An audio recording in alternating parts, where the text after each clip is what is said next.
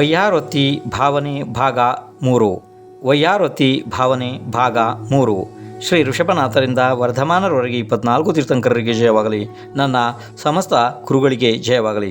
ಈಗ ನೀವು ವಯ್ಯಾರೊತ್ತಿಯ 3ನೆಯ ಭಾಗವನ್ನು ಕೇಳ್ತಾ ಇದ್ದೀರಿ. ಅದರೊಳಗಡೆ 2 ಭಾಗಗಳು ಹಿಂದೆ ಮುಗಿದೋಗಿದ್ದಾವೆ. ಅದನ್ನ ಕೇಳ್ಕೊಬರ್ರಿ. ನೇರವಾಗಿ ಇದನ್ನು ಕೇಳೋದ್ರಿಂದ ಏನೂ ಗೊತ್ತಾಗೋದಿಲ್ಲ. ನೋಡಿ, ಇದು ಕಥಾ ವಿಭಾಗ ಅಲ್ಲ, ಆದರೂ ಕೂಡ 4 ದಾನಗಳಲ್ಲಿ ಅತಿ ಪ್ರಸಿದ್ಧರಾದವರ ಕಥೆಗಳನ್ನು ಇಲ್ಲಿ ಸಂಕ್ಷಿಪ್ತವಾಗಿ ಹೇಳಲಾಗ್ತದೆ. ಅದರಲ್ಲಿ ಆಹಾರ ದಾನದ ಕಥೆ ಮುಗಿದಿತ್ತು. ಈಗ ಔಷಧ ದಾನದ ಕಥೆ. ಔಷಧ ದಾನದಲ್ಲಿ ಪ್ರಸಿದ್ಧಳಾದ ವೃಷಭಸೇನಾಳ ಕಥೆ. ಈ ಔಷಧ ದಾನ ಕೂಡ ಒಂದು ವಯ್ಯಾರೊತ್ತಿ ಸೇವೆ ಇದೆ. ನಿರೋಗಿ ಶರೀರ, ಮುಖದಲ್ಲಿ ಪ್ರಸನ್ನತೆ, ಧನ ಸಂಪತ್ತು ಆದಿ ವಿಭೂತಿಗಳ ಪ್ರಾಪ್ತಿ, ಐಶ್ವರ್ಯ, ಸುಂದರತೆ, ತೇಜಸ್ವಿ, ಬಲವಾನ, ಅಂತ್ಯದಲ್ಲಿ ಸ್ವರ್ಗ ಮೋಕ್ಷ ಪ್ರಾಪ್ತಿ, ಇವೆಲ್ಲ ಔಷಧ ದಾನದ ಫಲಗಳು ಇವೆ. ಭರತ ಕ್ಷೇತ್ರದ ಕಾವೇರಿ ನಗರ, ಅಲ್ಲಿ ಧನಪತಿ ಹೆಸರಿನ ಒಬ್ಬ ಶೇಠು ಇದ್ದ. ಆ ಶೇಠುವಿನ ಹೆಂಡತಿಯ ಈ ಹೆಸರಿತ್ತು ಧನಶ್ರೀ. ಇವರ ಮಗಳೇ ಈ ವೃಷಭಸೇನ. ಇವಳ ಸ್ನಾನದ ಜಲದಿಂದ ಎಲ್ಲ ಪ್ರಕಾರದ ಅಸಾಧ್ಯ ರೋಗಗಳು ಕೂಡ ತಕ್ಷಣದಲ್ಲಿಯೇ ದೂರವಾಗುತ್ತಿದ್ದವು. ವಿಷ ಕೂಡ ನಿವಾರಣೆ ಆಗುತ್ತಿತ್ತು. ಈ ರೀತಿ ಅತಿಶಯಯುಕ್ತ ಶರೀರ ಪೂರ್ವದಲ್ಲಿ ಔಷಧಿ ದಾನದ ಫಲದಿಂದ ಅವಳಿಗೆ ಪ್ರಾಪ್ತ ಆಗಿತ್ತು. ಪೂರ್ವಭಾವದಲ್ಲಿ ಒಬ್ಬ ಬ್ರಾಹ್ಮಣನ ಮಗಳು ಒಬ್ಬ ರಾಜನ ಮನೆಯಲ್ಲಿ ನೆಲಗುಡಿಸುವಂತಹ ಒರೆಸುವಂತಹ ಕೆಲಸವನ್ನು ಮಾಡುತ್ತಾ ಇದ್ಲು. ಒಂದು ದಿನ ಇದ್ದಕ್ಕಿದ್ದ ಹಾಗೆ ಮುನಿದತ್ತ ಅನ್ನುವಂತಹ ಯೋಗಿರಾಜರು ಅಂದರೆ ಮಹಾಮುನಿಗಳು ಆ ರಾಜನ ಮಹಲಿನ ಹತ್ತಿರ ಬಂದರು. ರಾಜನ ಮಹಲು ಅತಿ ದೊಡ್ಡ ಇದ್ದದರಿಂದ ಒಂದು ಅಲ್ಲಿ ನಿರ್ಜನವಾದ ಪ್ರದೇಶ ಇತ್ತು. ಮಹಲಿನ ಕೋಟೆಯ ಒಳಭಾಗದಲ್ಲಿ ಒಂದು ನಿರ್ಜನವಾದ ಪ್ರದೇಶ ಇತ್ತು. ಯಾಕೆಂದರೆ ಅಲ್ಲಿ ಮನುಷ್ಯರು ಯಾರು ಓಡಾಟ ಇರಲಿಲ್ಲ. ತಿರಿಯಂಚುಗಳದ್ದು ಮನುಷ್ಯರದ್ದು ಓಡಾಟ ಇರಲಿಲ್ಲ. ಪ್ರಶಾಂತವಾದ ಸ್ಥಳ ಅದು ಇತ್ತು. ಯಾಕೆಂದರೆ ರಾಜನ ದರ್ಬಾರು ಮತ್ತು ರಾಜನ ಮಹಲು ಎಲ್ಲ ಅದು ಬೇರೆ ಕಡೆ ಇತ್ತು. ಇದು ಕೋಟೆಯ ಒಳಗೆ ಇದ್ದಂತಹ ಸ್ವಲ್ಪ ಜಾಗ. ಆ ಕೋಟೆಯ ಒಳಗಡೆ ಒಂದು ಬದಿಯಲ್ಲಿ ಒಂದು ವಾಯುರಹಿತ ಅಂದರೆ ಗಾಳಿ ಜಾಸ್ತಿ ಬರೋದಿಲ್ಲ ಆ ರೀತಿ ಒಂದು ಸಣ್ಣದಾದ ಒಂದು ಗುಂಡಿ ಇತ್ತು. ಆ ಗುಂಡಿಯ ಒಳಗಡೆ ಈ ಮುನಿರಾಜರು ಕೆಳಗಡೆ ಇಳಿದರು. ಅಂದರೆ ಮುನಿದತ್ತ ಮುನಿರಾಜರು ಕೆಳಗಡೆ ಇಳಿದು ಆವಾಗ ಅಲ್ಲಿ ಅವರಿಗೆ ಆ ವಾತಾವರಣ ಬಹಳ ಪ್ರಶಾಂತ ಅನ್ನಿಸಿತು. ಅವರು ಧ್ಯಾನಮಗ್ನರಾಗಿ ಹೋದರು. ಆದರೆ ಕರ್ಮಧರ್ಮದ ಏನೋ ಸಂಯೋಗ ಅಂತ ಹೇಳಿ ರಾಜ ಆದೇಶ ಮಾಡಿದ, ನಾನು ಸ್ವಲ್ಪ ದಿನ ಅಲ್ಲಿಗೆ ಆ ಕಡೆಗೆ ಹೋಗೋನಿದ್ದೀನಿ, ಅಲ್ಲಿ ಇರುವಂತಹ ಮನೆಯನ್ನು ಸ್ವಲ್ಪ ಸ್ವಚ್ಛ ಮಾಡಿರಿ ಅಂತ ಹೇಳಿಬಿಟ್ಟ. ಮಂತ್ರಿಗಳು ಈ ರಾಜಮಹಲ್ನಲ್ಲಿ ಗುಡಿಸ್ತಿರುವಂಥ ಈ ಕನ್ಯೆಗೆ ಅದನ್ನು ಆದೇಶಿಸಿದರು, ನೀನು ಹೋಗಿ ಅಲ್ಲಿ ಇರುವಂಥ ಮನೆಯನ್ನು ಸ್ವಚ್ಛ ಮಾಡಿ ಬಾ. ಆವಾಗ ಅವಳು ರಾಜನ ಮಹಲನ್ನು ಬಿಟ್ಟು ಅವರು ಎಲ್ಲಿ ಹೇಳಿದ್ದಾರೆ ದೂರ ಅಲ್ಲಿ ಹೋಗಿ ಅದನ್ನು ಸ್ವಚ್ಛ ಮಾಡಲು ಪ್ರಾರಂಭಿಸಿದಳು. ಆವಾಗ ಆ ಸ್ವಚ್ಛ ಮಾಡಿ ಆ ಕಸಗಳನ್ನೆಲ್ಲ ತಗೊಂಡೋಗಿ ಅಲ್ಲಿ ಗುಂಡಿ ಇತ್ತಲ್ಲ ಆ ಗುಂಡಿಯಲ್ಲಿ ಹಾಕೋದಿಕ್ಕೆ ಅಂತ ಹೇಳಿ ಹೋದ್ಲು. ಆವಾಗ ಅಲ್ಲಿ ಈ ನಗ್ನ ಮುನಿರಾಜರು ಅಂದರೆ ಅವರ ಹೆಸರಿತ್ತು ಮುನಿದತ್ತ ಅಂತೇಳಿ ಅವರು ಕುಳಿತುಕೊಂಡು ಧ್ಯಾನ ಮಗ್ನರಾಗಿದ್ದಾರೆ. ಅದನ್ನು ನೋಡಿ ಇವಳಿಗೆ ಎಲ್ಲಿಲ್ಲದ ಸಿಟ್ಟು ಬಂತು. ಅಂದರೆ ಕ್ರೋಧ ಉತ್ಪನ್ನ ಆಯಿತು ಈ ಬ್ರಾಹ್ಮಣ ಕನ್ಯೆಗೆ. ಹೇಳಿದ್ಲು, ಮೊದಲು ಸಮಾಧಾನವಾಗಿ ಹೇಳಿದ್ಲು, ಇಲ್ಲಿ ನಾನು ಕಸ ಹಾಕಬೇಕು, ಇಲ್ಲಿಂದ ಎದ್ದು ಬೇರೆ ಕಡೆ ಹೋಗು ಅಂತ ಹೇಳಿದ್ಲು. ಆದರೆ ಅವರು ಧ್ಯಾನ ಮಗ್ನರಿದ್ದ ಕಾರಣದಿಂದ ಅವಳ ಕಡೆಗೆ ಗಮನ ಕೊಡಲಿಲ್ಲ. ಆವಾಗ ಅವಳಿಗೆ ಸಿಟ್ಟು ಬಂತು. ಹೇ ಢೋಂಗಿ ನಗ್ನ, ಇಲ್ಲಿಂದ ಹೊರಟು ಹೋಗು ಹುಚ್ಚ ಅಂತ ಹೇಳಿ ಎಲ್ಲ ಬೈದ್ಲು. ಆದರೂ ಕೂಡ ಮಹಾರಾಜ್ ಅಂದರೆ ಮುನಿರಾಜರು ಸುಮ್ಮನೇ ಇದ್ದರು. ಯಾಕೆಂದರೆ ಅವರು ಧ್ಯಾನದಲ್ಲಿ ಆ ರೀತಿ ತಲ್ಲೀನರಾಗಿದ್ದರು. ಅದಾದ ನಂತರ ಆ ಮನೆಯನ್ನೆಲ್ಲ ಸ್ವಚ್ಛ ಮಾಡಿ ಅವಳು ಇನ್ನೂ ಈ ಮುನಿರಾಜರು ಎದ್ದು ಹೋಗಿಲ್ಲ, ನಿನಗೆ ಸರಿಯಾದ ಕೆಲಸ ಮಾಡ್ತೇನೆ ಅಂತ ಹೇಳಿ ಎಲ್ಲ ಕಸವನ್ನು ತಗೊಂಬಂದು ಬುಟ್ಟಿಗಟ್ಟಲೆ ಅವರ ತಲೆ ಮೇಲೆ ಸುರಿದಳು. ಎಷ್ಟು ಸುರಿದಳು ಅಂತಂದರೆ ಅನಾವಶ್ಯಕ ಆ ಕಡೆ ಈ ಕಡೆ ಒಟ್ಟು ಮಾಡಿ ಈ ಎಲೆ ಅವೆಲ್ಲ ಇರ್ತಾವಲ್ಲ ಆ ಕಡೆ ಈ ಕಡೆ ಬಿದ್ದಿದ್ದು ಮರದ ಎಲೆಗಳು ಅದು ಇದು ಎಲ್ಲ ತಂದು ಮುಚ್ಚಿಬಿಟ್ಲು. ಎಲ್ಲಿವರೆಗೆ ಮುಚ್ಚಿದ್ಲು ಅಂದರೆ ಮುನಿರಾಜರು ಕಾಣಬಾರದು ಅಷ್ಟರ ಮಟ್ಟಿಗೆ ಮುಚ್ಚಿಬಿಟ್ಲು. ಅದಾದ ನಂತರ ಅವಳು ಹೋಗಿಬಿಟ್ಲು. ಈಗ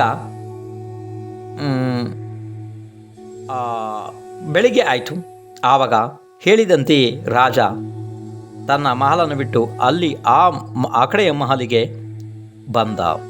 ಬಂದಾಗ ಆ ಕಡೆ ನೋಡ್ದ, ಆ ಗುಂಡಿಯಲ್ಲಿ ಎಲೆ ಕಸ ಎಲ್ಲ ಮೇಲೆ ಬರ್ತದೆ ಕೆಳಗಡೆ ಹೋಗ್ತದೆ, ಮೇಲೆ ಬರ್ತದೆ ಕೆಳಗೆ ಹೋಗ್ತದೆ. ಯಾಕೆ? ಇದರ ಕಾರಣ ಏನು? ಯಾಕೆಂದರೆ ಮುನಿರಾಜರ ಶ್ವಾಸ ಉಚ್ಛ್ವಾಸದಿಂದ ಅದು ಮೇಲೆ ಕೆಳಗಡೆ ಆಗ್ತಾಯಿತ್ತು ಕಸ. ರಾಜ ಕುತೂಹಲದಿಂದ ಅಲ್ಲಿ ಸೈನಿಕರನ್ನು ಕಳಿಸ್ತಾ, ನೋಡ್ರಿ ಅಲ್ಲಿ ಏನಿದೆ ಅಂಥೇಳಿ. ಆವಾಗ ಹೋಗಿ ಅದನ್ನು ಸ್ವಚ್ಛ ಮಾಡಿದರು.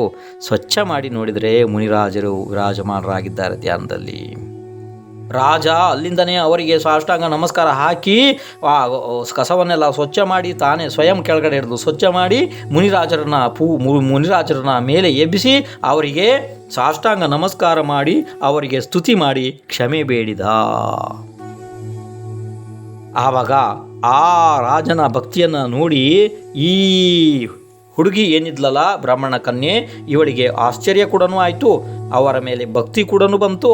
ಎಲ್ಲ ಒಂದೇ ರೀತಿ ಅವಳ ಕರ್ಮದ ಸ್ಥಿತಿ ಅದು ಏನಾಯಿತು. ಯಾಕೆಂದರೆ ಜೀವದ ಭಾವನೆಗಳು ಅಂತರ್ಮುಹೂರ್ತದಲ್ಲಿ ಬದಲಾಗ್ತಾ ಇರ್ತವೆ.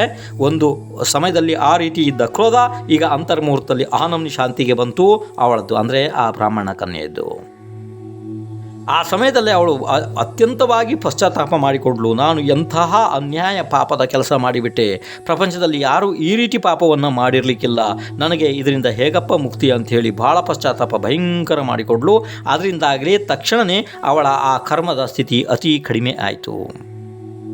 ಅದಾದ ನಂತರ ಅವಳು ಮುನಿರಾಜರಿಂದ ಉಪದೇಶ ಕೇಳಿದ್ಲು, ಮತ್ತು ಶಾಂತ ಚಿತ್ತವಾಗಿ ಅವಳು ಜೀವನ ಮಾಡೋದಕ್ಕೆ ಪ್ರಾರಂಭ ಮಾಡಿದ್ಲು. ಪ್ರತಿ ಸಮಯ ಮುನಿರಾಜರನ್ನು ನೆನೆಸಿಕೊಂಡು ಭಕ್ತಿ ಮಾಡ್ತಾಯಿದ್ಲು.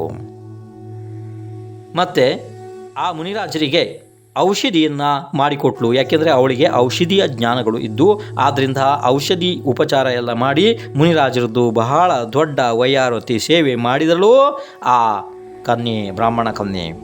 ಅದರಿಂದಾಗಿ ಅವಳಿಗೆ ಮುಂದಿನ ಭವದಲ್ಲಿ ಸರ್ವ ಔಷಧಿ ವೃದ್ಧಿ ಪ್ರಾಪ್ತ ಶರೀರ ಪ್ರಾಪ್ತ ಆಯಿತು. ಇದೊಂದು ಭಾಳ ವಿಶೇಷವಾದ ಪ್ರಕರಣ. ಯಾಕೆಂತಂದರೆ 64 ಪ್ರಕಾರದ ವೃದ್ಧಿಗಳಲ್ಲಿ ಸರ್ವೌಷಧಿ ವೃದ್ಧಿ ಇದೆ. ಅದು ಕೇವಲ ದಿಗಂಬರ ಮುನಿಗಳಿಗೆ ಮಾತ್ರ ಪ್ರಾಪ್ತ ಆಗುತ್ತದೆ. ಆದರೆ ಇಲ್ಲಿ ಒಂದು ಭಾಳ ವಿಶೇಷವಾದ ಪ್ರಕರಣ ಏನು ಅಂತಂದರೆ, ಈ ವೃಷಭಶೇನಾಳ ಶರೀರ ಕೂಡ ಸರ್ವೌಷಧಿ ವೃದ್ಧಿಯಿಂದ ಪ್ರಾಪ್ತಿ ಇತ್ತು. ಯಾಕೆಂದರೆ ವೃದ್ಧಿಗಳು ಎಲ್ಲಾದರೂ ಬರಬೇಕಿದ್ರೆ ಯಾರ್ದು ಬರ್ತದೆ? ಅದು ದಿಗಂಬರ ಮುನಿಗಳದ್ದು ಮಾತ್ರ ಬರ್ತದೆ, ನೆನಪಿಟ್ಕೊಳ್ರಿ. ಆದರೆ ಇದೊಂದು ಬಹಳ ವಿಶೇಷವಾದ ಪ್ರಕರಣ. ಔಷಧಿ ದಾನದ ಮಹಾಫಲದಿಂದ ಅವಳಿಗೆ ಇದೆಲ್ಲ ಪ್ರಾಪ್ತ ಆಗಿತ್ತು. ಈಗ ವೃಷಭಸೇನಾಳ ಆ ಸ್ನಾನದ ಜಲದಿಂದ ಊರಿನ ಎಲ್ಲ ಜೀವಗಳಿಗೂ, ತಿರಿಯಂಚಿಗಳಿಗೂ, ಮನುಷ್ಯರಿಗೂ ಎಲ್ಲ ಪ್ರಕಾರದ ರೋಗ ನಿವಾರಣೆ ಆಗುವಂತಹ ಅವಳ ಸ್ನಾನದ ಜಲದಲ್ಲಿ ಅಷ್ಟೊಂದು ಶಕ್ತಿ ಇತ್ತು. ಇದು ನೋಡಿ, ಆಹಾರದ ಅಂದರೆ ಔಷಧಿ ದಾನದ ಮಹಾಫಲ ಇದೆ. ಹಿಂದೆ ನಿಮಗೆ ಆಹಾರ ದಾನದ ಮುಗಿದಿದೆ ಕತೆ, ಇದು ಔಷಧಿ ದಾನದ ಮುಗಿತು. ಇನ್ನು ಮುಂದಿನ ವಿಷಯವನ್ನು ಹೇಳಲಾಗ್ತದೆ, ಅಂದರೆ ಶಾಸ್ತ್ರದಾನದ ಕಥೆಯನ್ನು ಹೇಳಲಾಗ್ತದೆ. ನೋಡಿ, ಇದು ಕಥಾಭಾಗ ಅಲ್ಲ, ಆದರೂ ಕೂಡ ಅನಿವಾರ್ಯ ಇರೋದರಿಂದ ಇಲ್ಲಿ ಕಥೆಗಳನ್ನ ಹೇಳಬೇಕಾಗ್ತದೆ. ಇರಲಿ. ಈಗ ಜ್ಞಾನದಾನದ ಕತೆ. ಜ್ಞಾನವು ಜೀವದ ಸರ್ವೋತ್ತಮ ನೇತ್ರ ಇದೆ. ಯಾರಲ್ಲಿ ಜ್ಞಾನ ನೇತ್ರ ಇಲ್ಲ ಅವರಿಗೆ ಕೇವಲ ಚರ್ಮ ನೇತ್ರ ಇದ್ದರೂ ಕೂಡ ಅವರು ಕುರುಡರೇ ಇದ್ದಾರೆ. ಜ್ಞಾನರಹಿತ ಜೀವ ಪಶುವಿನ ಸಮಾನ. ಇಲ್ಲಿ ಒಂದು ಸೂಚನೆ.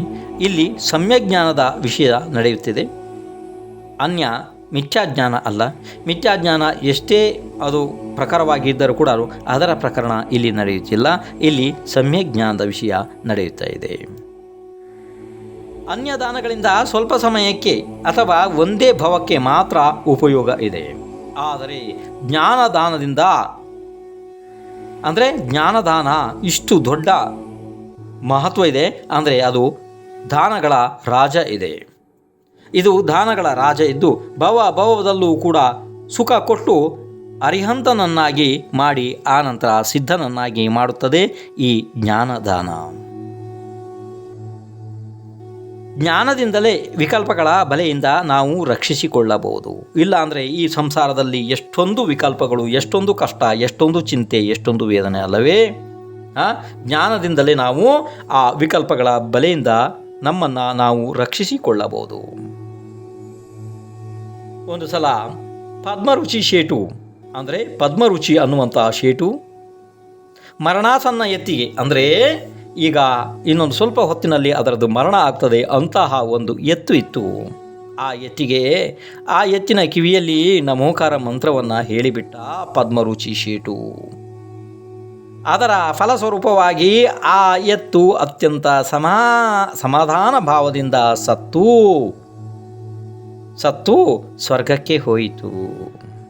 ಅದರ ಫಲವಾಗಿ ಆ ಪದ್ಮರುಚಿ ಸೇಟು ಇದನ್ನಲ್ಲ, ಅವನು ರಾಮಚಂದ್ರನಾಗಿ ಅಂದರೆ ಶ್ರೀರಾಮನಾಗಿ ಮುಂದೆ ಮುನಿ ದೀಕ್ಷೆ ತಗೊಂಡು ಮೋಕ್ಷಕ್ಕೆ ಹೋದ. ಆ ಎತ್ತು ಇತ್ತಲ್ವ, ಆ ಎತ್ತಿನ ಜೀವ ಸುಗ್ರೀವ ಗೊತ್ತಲ್ಲ, ಆ ವಾಲಿ ಸುಗ್ರೀವ ಇದ್ರಲ್ಲ, ಅದರಲ್ಲಿ ಸುಗ್ರೀವನಾಗಿ ಅದೇ ಭಾವದಲ್ಲಿ ಸುಗ್ರೀವ ದೀಕ್ಷೆ ತಗೊಂಡು ಮೋಕ್ಷಕ್ಕೆ ಕೂಡ ಹೋದ. ಜ್ಞಾನದಾನದಲ್ಲಿ ಕೌಂಡೇಶ ಅತಿ ಪ್ರಸಿದ್ಧಿಯನ್ನು ಪಡೆದಂತಹ ವ್ಯಕ್ತಿ. ಈಗ ಕೌಂಡೇಶನ ಬಹಳ ಸಂಕ್ಷಿಪ್ತ ಕಥೆಯನ್ನು ಇಲ್ಲಿ ಹೇಳಲಾಗ್ತದೆ, ಸ್ವಲ್ಪ ಗಮನ ಇಟ್ಟು ಕೇಳ್ರಿ. ಭಾರತ ವರ್ಷದ ಕುರುಮರಿ ಅನ್ನುವಂತಹ ಒಂದು ಗ್ರಾಮ ಇತ್ತು. ಅಲ್ಲಿ ಗೋವಿಂದ ಎನ್ನುವಂಥ ಒಬ್ಬ ದನ ಮೇಯಿಸುವಂತಹ ಗೊಲ್ಲ ಇದ್ದ. ದನ ಮೇಯಿಸಲು ಹೋದಾಗ ಅವನಿಗೆ ಒಂದು ಪ್ರದೇಶದಲ್ಲಿ ಕಾಡು ಸುಟ್ಟಿರೋದು ಕಂಡಿತು. ಗುಡ್ಡದಲ್ಲಿ ದನ ಮೇಯಿಸ್ತಾನೆ ಅವನು. ಆವಾಗ ಪಕ್ಕದಲ್ಲಿಯೇ ಒಂದು ಕಾಡು ಸಂಪೂರ್ಣ ಸುಟ್ಟು ಹೋಗಿಬಿಟ್ಟಿತ್ತು ಪಾಪ, ಕಾಳ್ಗಿಚ್ಚಿನಿಂದ, ಕಾಡು ಬೆಂಕಿಯಿಂದ. ಆದರೆ ಅಲ್ಲಿ ಒಂದು ಮರ ಮಾತ್ರ ಸ್ವಲ್ಪ ಕೂಡ ಸುಟ್ಟಿರಲಿಲ್ಲ, ಪೂರ ಹಚ್ಚ ಹಸಿರಾಗಿ ಸುಂದರವಾಗಿ ಮಧ್ಯದಲ್ಲಿ ನಿಂತಿತ್ತು.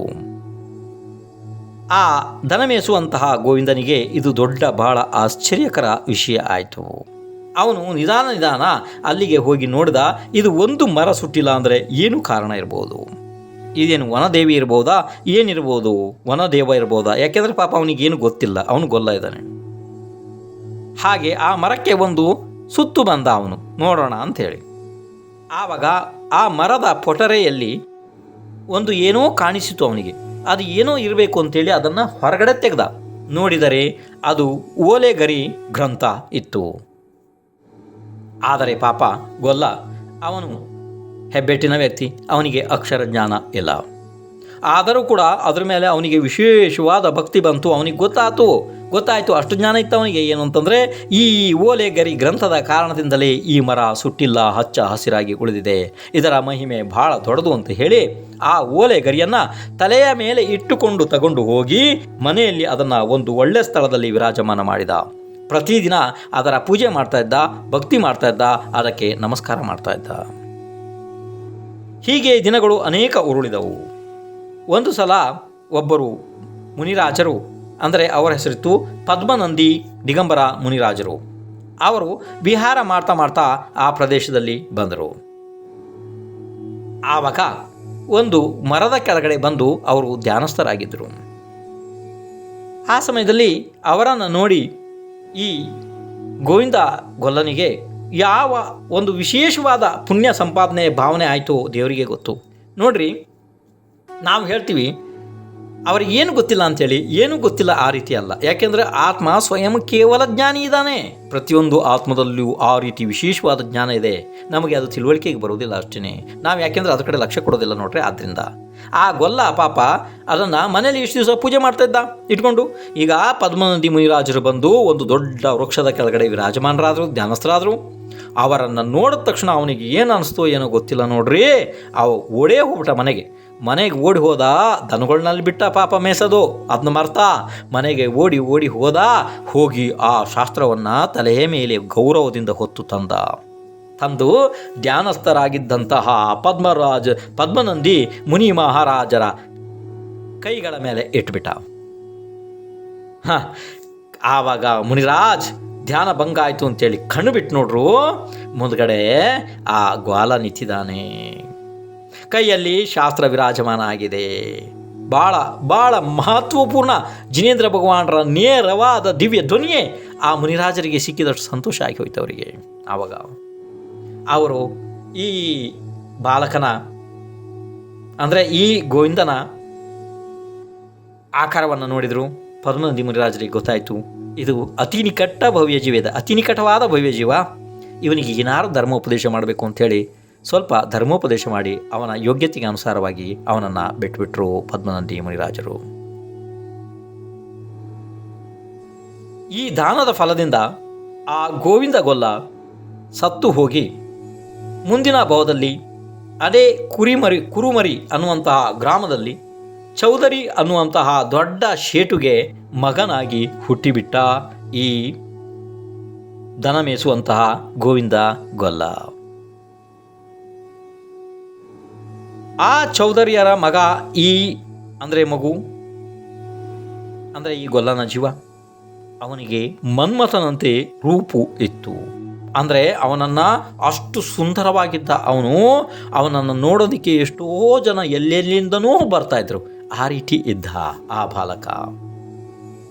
ಆ ಬಾಲಕ ಈಗ ದೊಡ್ಡದಾಗ್ತಾ ಸ್ವಲ್ಪ ದೊಡ್ಡವನಾದ. ಅಂದರೆ ಆಟ ಆಡುವಂಥ ಒಂದು ಹೊರಗಡೆ ತಿರುಗುವಂಥ ಒಂದು ವ್ಯವಸ್ಥೆಗೆ ಅವನು ಬಂದ, ಅಷ್ಟು ದೊಡ್ಡವನಾದ ಬಾಲಕ.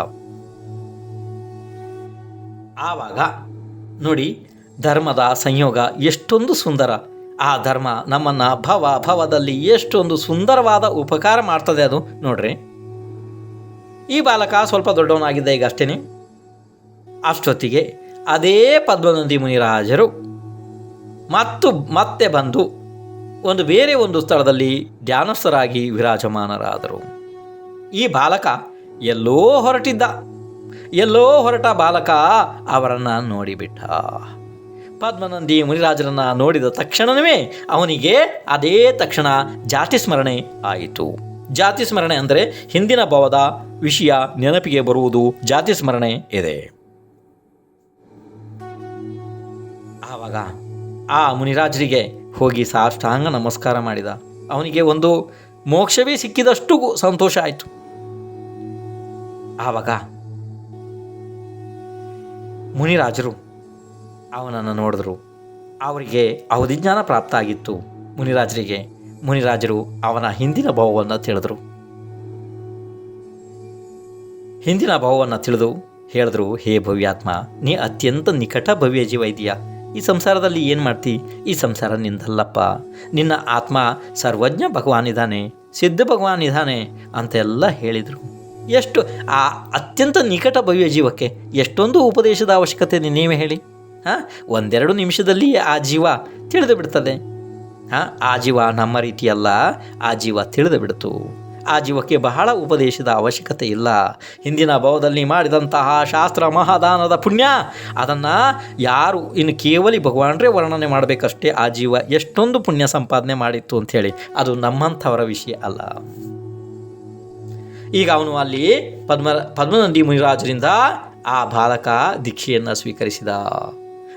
ದೀಕ್ಷೆಯನ್ನು ಸ್ವೀಕರಿಸಿ ಅತ್ಯಂತ ಘೋರ ತಪವನ್ನು ಮಾಡಿ ಆ ಅಂತ್ಯದಲ್ಲಿ ಸಮಾಧಿಯನ್ನು ಸಾಧಿಸಿ ಕೌಂಡೇಶ ಎಂಬ ಪ್ರಸಿದ್ಧನಾದ ರಾಜ ಆದ. ಅವನ ರೂಪು ಕಾಮದೇವನಂತೆ ಇತ್ತು. ಶತ್ರುಗಳು ಕೇವಲ ಅವನ ಹೆಸರನ್ನು ಕೇಳಿಯೇ ಗಡಗಡ ನಡುಗ್ತಾ ಇದ್ರು. ಅವನು ಎಲ್ಲಿ ಯುದ್ಧ ಮಾಡುವಂಥ ಅವಶ್ಯಕತೆ ಯಾರ ಹತ್ರ ಇರಲಿಲ್ಲ. ಆ ನಮುನಿ ಪ್ರತಾಪಿ ಇದ್ದ ಈ ಕೌಂಡೇಶ ಎಂಬ ರಾಜ ಕೌಂಡೇಶ ಅನೇಕ ವರ್ಷಗಳ ಕಾಲ ನಿರ್ದೋಷವಾಗಿ ನಿರ್ವಿಘ್ನ ರಾಜ್ಯವನ್ನು ಆಳಿ ನಂತರ ವೈರಾಗ್ಯ ಆಗಿ ಅದನ್ನು ಮಗನಿಗೆ ಒಪ್ಪಿಸಿ ಜಿನೇಂದ್ರ ಭಗವಾನರ ಮಹಾಪೂಜೆಯನ್ನು ಮಾಡಿ ಮತ್ತೆ ದೀಕ್ಷೆಯನ್ನು ಸ್ವೀಕರಿಸಿದ. ಸ್ವಲ್ಪ ಸಮಯದಲ್ಲೇ ಅವನು ಶ್ರುತಕೇವಲಿ ಆಗಿಬಿಟ್ಟ. ಶ್ರುತಕೇವಲಿ ಅದೇ ಭಾವದಲ್ಲಿ ಮೋಕ್ಷಕ್ಕೆ ಹೋಗ್ತಾರೆ. ಅಕಸ್ಮಾತ್ ಹೋಗದಿದ್ದರೆ ಅವರು 3ನೇ ಭಾವದಲ್ಲಿ ನಿಶ್ಚಿತವಾಗಿ ಮೋಕ್ಷಕ್ಕೆ ಹೋಗ್ತಾರೆ. ಶ್ರುತ ಕೇವಲಿ ಪದವಿ ಅಂದರೆ ಸಾಮಾನ್ಯ ಪದವಿ ಅಲ್ಲ, ಅದು ಕೇವಲಿ ಬಿಟ್ಟರೆ ಶ್ರುತಕೇವಲಿ ಅತ್ಯಂತ ಮಹತ್ವಪೂರ್ಣ ಪೂಜನೀಯರು. ಪೂಜೆ ಮಾಡುವವರಿಗೆ ಯೋಗ್ಯ ಈ ಪ್ರಪಂಚದಲ್ಲಿ ಇದ್ದಾರೆ. ಶ್ರುತಕೇವಲಿಗಳು ಅವರ ಪಾದ ಮೂಲದಲ್ಲಿ ತೀರ್ಥಂಕರ ಪ್ರಕೃತಿ ಬಂದ ಆಗ್ತದೆ, ಕ್ಷಾಯಿಕ ಸಮ್ಯಕ್ ದರ್ಶನ ಆಗ್ತದೆ ಅಂತ ಅಂದಮೇಲೆ ಆ ಪದವಿಗಳು ಏನು ಸಾಮಾನ್ಯ ಪದವಿ ಇದ್ದಾವೆ, ಅಂತಹ ಪದವಿಯನ್ನು ಆ ದನ ಮೇಸುವಂತಹ ಬಾಲಕ ಪಡೆದು ಬಿಟ್ಟ. ಈಗ ಸಮಯ ಆಗ್ತದೆ, ನಾಳೆ ಬರ್ರಿ. ವಿದ್ಯಾಭೂಷಣ್ ಮಹಾರಾಜರ ಆ್ಯಪ್ ಅನ್ನು ಡೌನ್ಲೋಡ್ ಮಾಡಿಕೊಳ್ಳಲು ಪ್ಲೇಸ್ಟೋರ್ ಅನ್ನು ಓಪನ್ ಮಾಡಿ ಹಾಗೂ ಟೈಪ್ ಮಾಡಿ ವಿದ್ಯಾಭೂಷಣ್ ಮಹಾರಾಜರ ಫೋಟೋ ಕಾಣಿಸುತ್ತೆ, ಅದರ ಮೇಲೆ ಕ್ಲಿಕ್ ಮಾಡಿಕೊಳ್ಳಿ ಹಾಗೂ ಆ್ಯಪ್ ಅನ್ನು ಇನ್ಸ್ಟಾಲ್ ಮಾಡಿಕೊಳ್ಳಿ ಹಾಗೂ ನಿಮಗೆ ಬೇಕಾದ ಶಾಸ್ತ್ರದ ಸ್ವಾಧ್ಯಾಯವನ್ನು ಆಡಿಯೋ ಮೂಲಕ ಕೇಳಿ ತಿಳಿದುಕೊಳ್ಳಿ. ಯೂಟ್ಯೂಬ್ ಚಾನಲ್ ಅನ್ನು ಸಬ್ಸ್ಕ್ರೈಬ್ ಮಾಡಿ, ಲೈಕ್ ಮತ್ತು ಶೇರ್ ಮಾಡಿ.